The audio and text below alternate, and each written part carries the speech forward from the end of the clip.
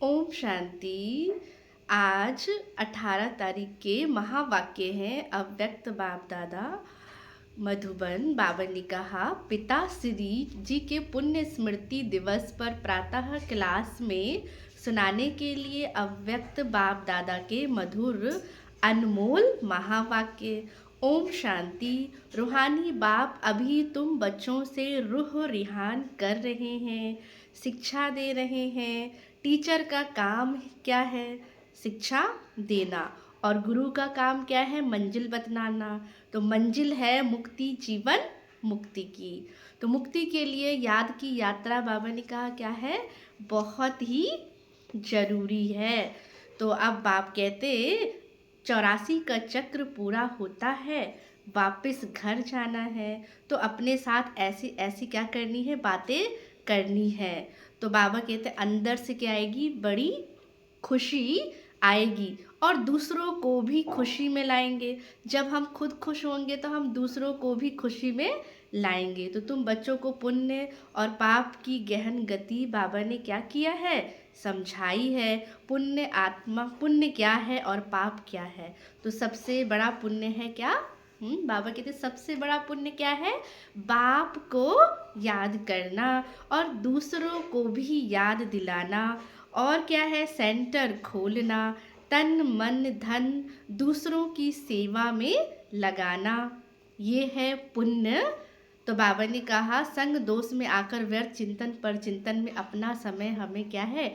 बर्बाद नहीं करना है। अगर कोई पुण्य करते करते पाप कर लेते हैं तो की हुई कमाई सारी क्या हो जाती है? खत्म हो जाती है। तो जो कुछ भी पुण्य किया वो सब खत्म हो जाता। फिर जमा के बदले, फिर बावन के जमा के बदले ना हो जाती है। तो पाप कर्म की सजा ज्ञानी तो आत्मा बच्चों के लिए क्या है? 100 गुना है, क्योंकि सदगुरु के निंदक बन जाते हैं। इसलिए बाप शिक्षा देते हैं, मीठे बच्चे कभी भी पाप कर्म नहीं करना, विकारों की कोई चोट नहीं खाना।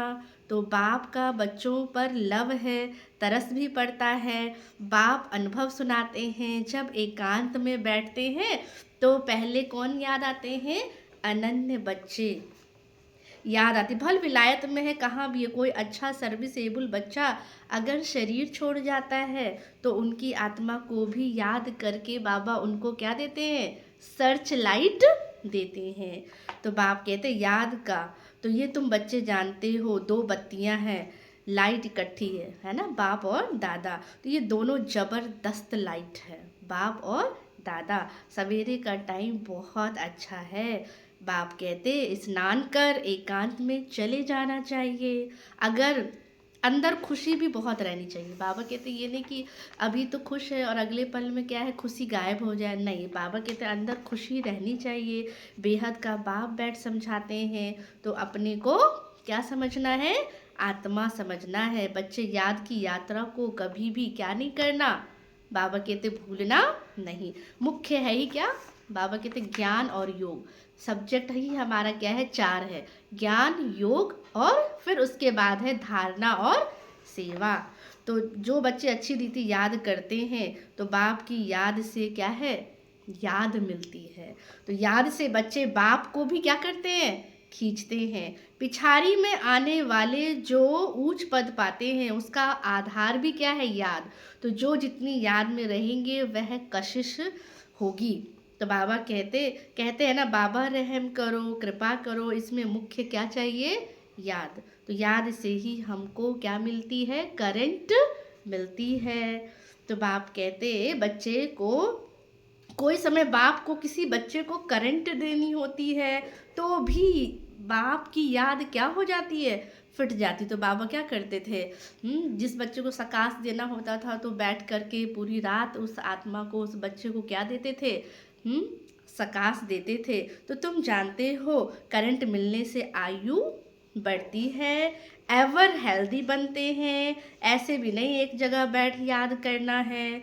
बाप समझाते हैं, चलते फिरते भोजन खाते कार्य करते भी बाप को याद करो। दूसरे को करंट देनी है, रात्रि को भी जागो। बाबा कहते रात को भी जाग करके हम क्या कर सकते हैं, करंट दे सकते हैं। बच्चों को समझाया है ना, तो बाबा कहते सवेरे उठकर जितना याद करेंगे उतना कशिश होगी।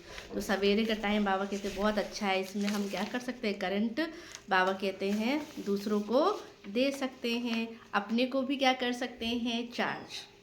तो आज का वरदान है, हजार भुजा वाले ब्रह्मा बाप के साथ का निरंतर अनुभव करने वाले सच्चे स्नेही भव। वर्तमान समय हजार भुजा वाले ब्रह्मा बाप के रूप का पाठ चल रहा है।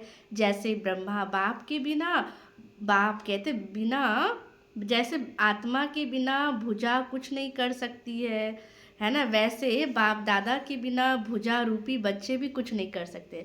अगर शरीर अलग है भुजा अलग है तो वो भी कुछ नहीं कर सकते, तो दोनों ही मिलते हैं तब कर सकते हैं।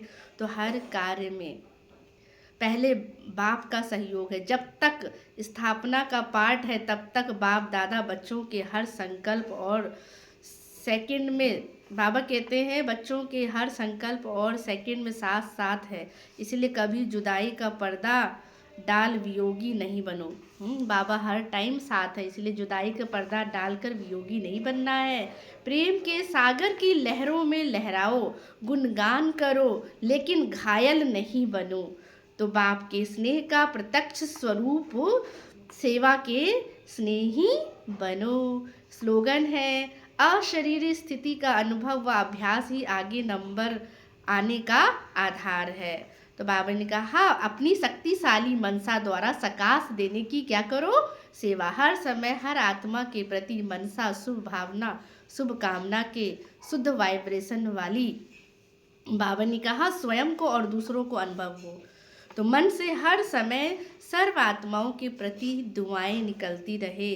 सदा मनसा इसी सेवा में कैसे रहे, बिजी रहे। जैसे वाचा की सेवा में बिजी रहने के अनुभवी हो गए हो, अगर सेवा नहीं मिलती है तो अपने को खाली अनुभव करते, वैसे हर समय वाणी के साथ साथ मनसा सेवा क्या है, स्वतः होती रहे। तो ये अभ्यास बहुत चाहिए। अच्छा, ओम शांति।